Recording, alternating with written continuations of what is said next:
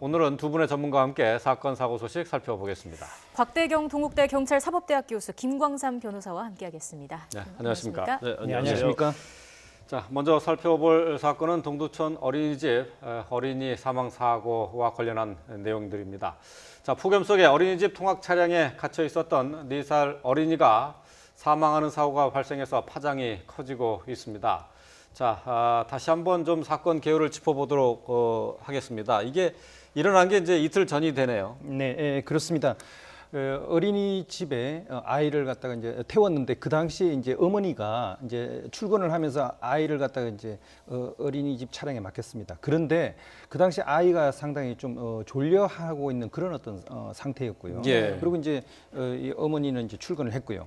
그래서 이제 9시 40분에 어린이집에 이제 도착을 했습니다. 예. 그런데 이 아이가 계속 이제 뒷자리에서 이제 자고 있는 그 상태를 제대로 확인을 하지 못한 것 같습니다. 그래서 이제 인솔 교사도 내렸고 예. 그리고 차량의 그 운전기사도 이제 내린 상태에서 7시간을 아이를 방치를 해둔 겁니다. 예. 그래서 이제 오후 4시간 이제 지난 시점에서 이제 아이가 없다. 그 사실을 뒤늦게 알고 차 안에 확인을 해봤더니 예. 아이가 이제 그때는 이미 사망을 한 예. 그런 상황이 되겠습니다. 예, 유치원 인솔교사는 다 내린 줄 알았다 이렇게 진술을 했다는데 유족 측은 어린이집이 아이를 제대로 챙기지 않았기 때문이라면서 울분을 터뜨렸습니다. 먼저 피해 아동 어머니의 말부터 들어보고 오겠습니다.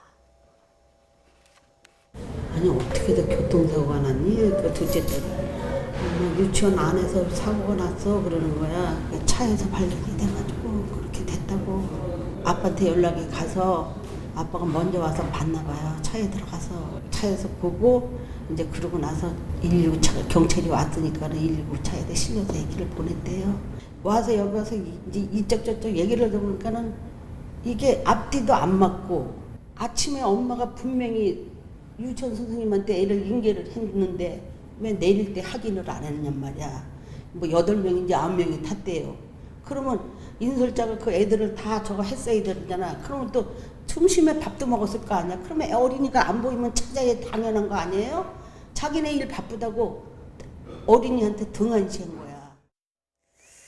예, 조금 이해가 안 되는 부분도 있는데 9인승 버스에서 8명이 내렸단 말이죠. 네. 그냥 한 명씩 몇 명이 내렸나 한 번씩만 세봤어도 됐을 거 같고 차만 한 번 돌아봤어도 되지 않았을까 이런 생각이 드는데. 그런데 그렇잖아요. 우리가 보통 관광버스를 타도 그 어린이 탄 숫자하고 내린 숫자를 다 확인을 하거든요. 예. 그런데 특히 어린이 같은 경우는 이 통학버스 자체에 뒷 등받이죠. 예. 등받이가 좀 길이가 있어요. 네. 그렇기 때문에 맨 뒷좌석이랄지 뒷좌석에 앉아서 잠이 든다랄지 하면 사실은 발견할 수 없거든요. 예. 그래서 사실 이 사건이 이번 처음 일어난 게 아니고 거의 비슷한 사례가 지금 해마다 여름에 일어나고 있거든요. 네. 예.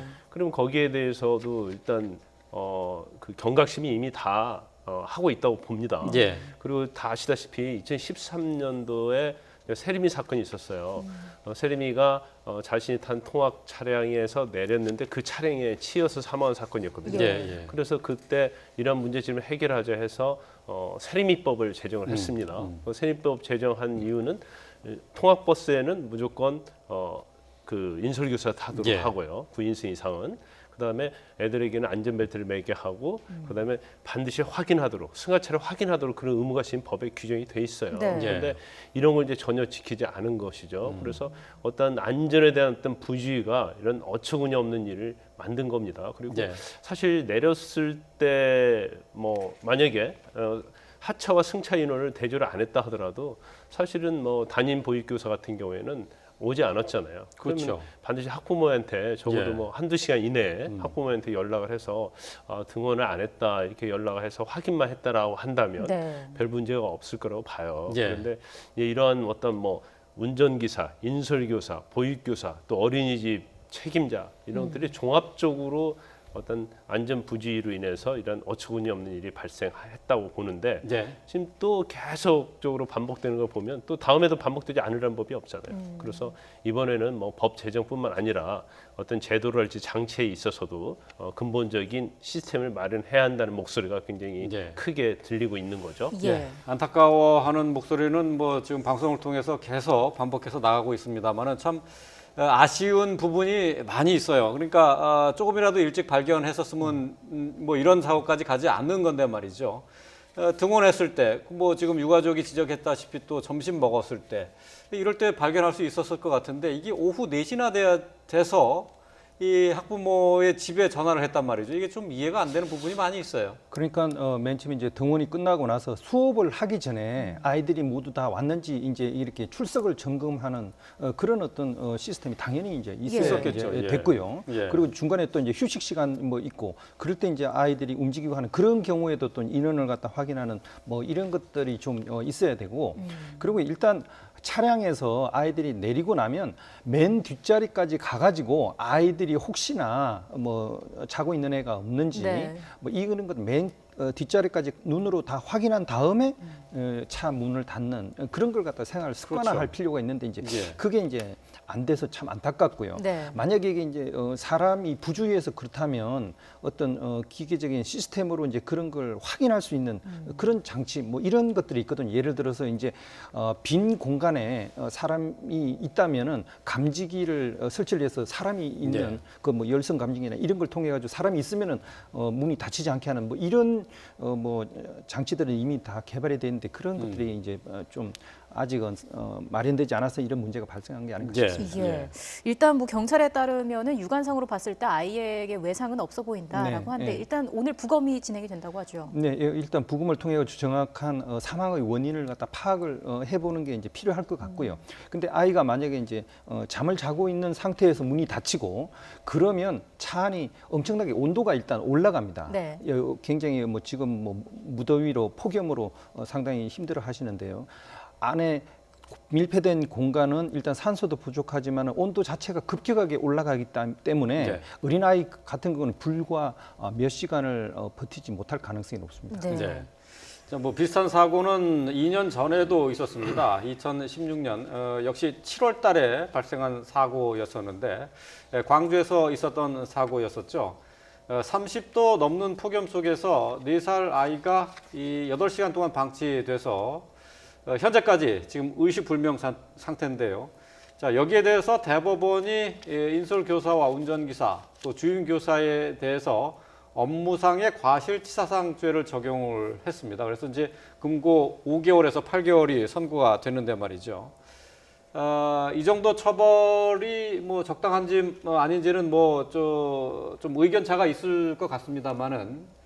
자, 이번에는 이제 사망 사고란 말이죠. 좀 더 처벌이 좀 달라지겠죠. 뭐 그럴 가능성이 커요. 그러니까 더 무겁게 처벌될 가능성이 큰데 지금 우리나라 지금 현행법에 있어서는 이제 과실범에 대해서는 굉장히 관대합니다. 예. 그래서 특히 업무상 과실치상, 그러니까 사망하지 않고 다쳤을 경우에는 뭐 벌금형이 거의 주로 많이 선고가 되고요.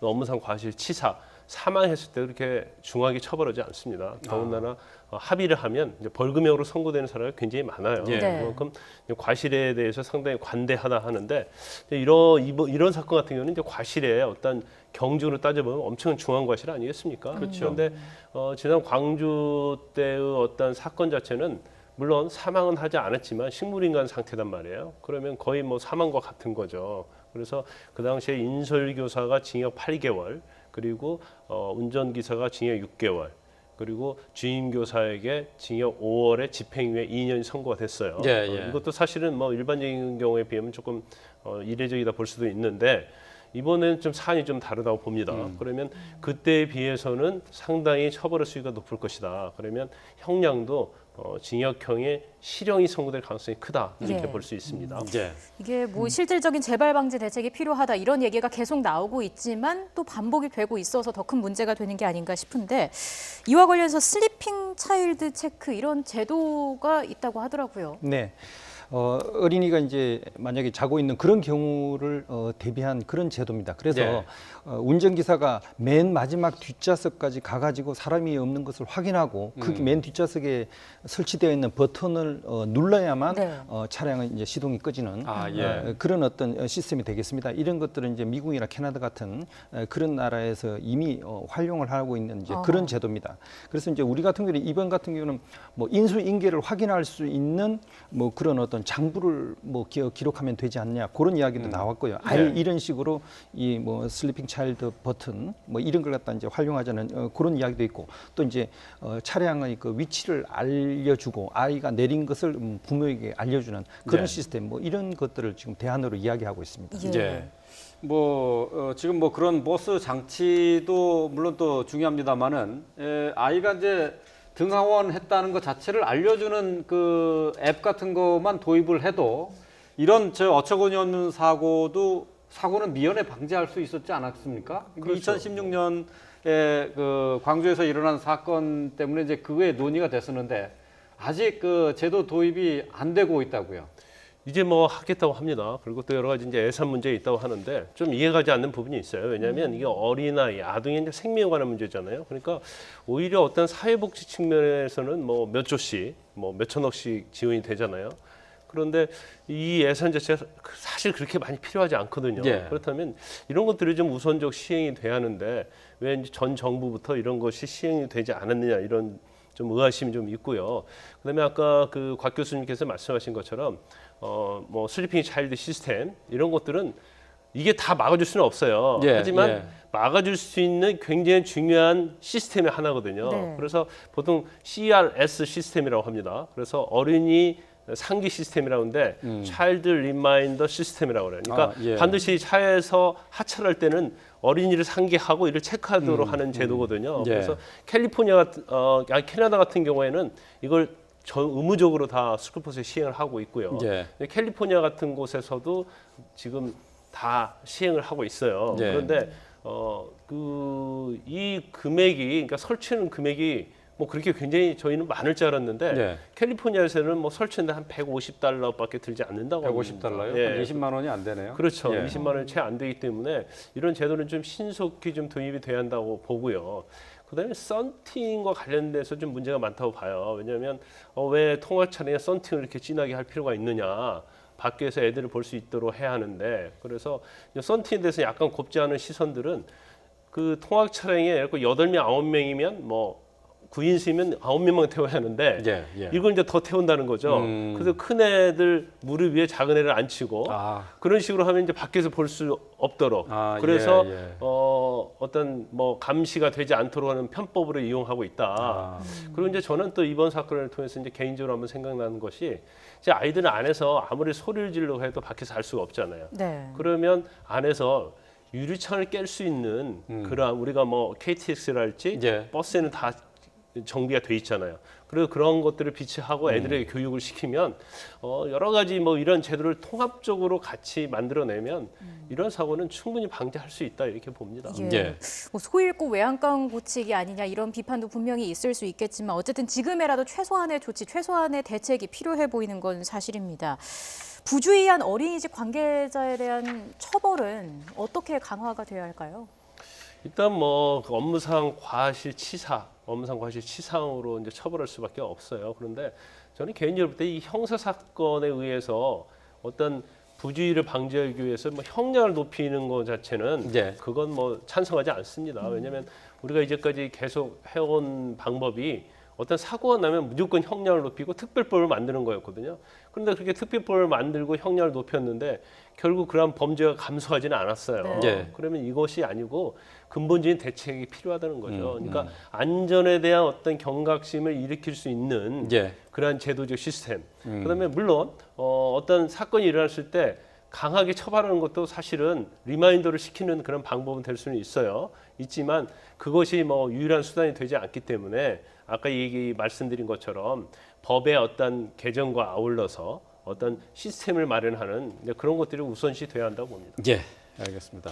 법과 제도의 정비보다 그거보다 현장에서 아이들의 안전에 대한 경각심을 좀 더 높일 필요가 있다는 지적인데요. 현장에서 아이들의 안전에 글쎄 무엇보다 더 관심을 가져야 되는데 참 어이없는 사고가 일어나서 좀 안타까운 상황입니다.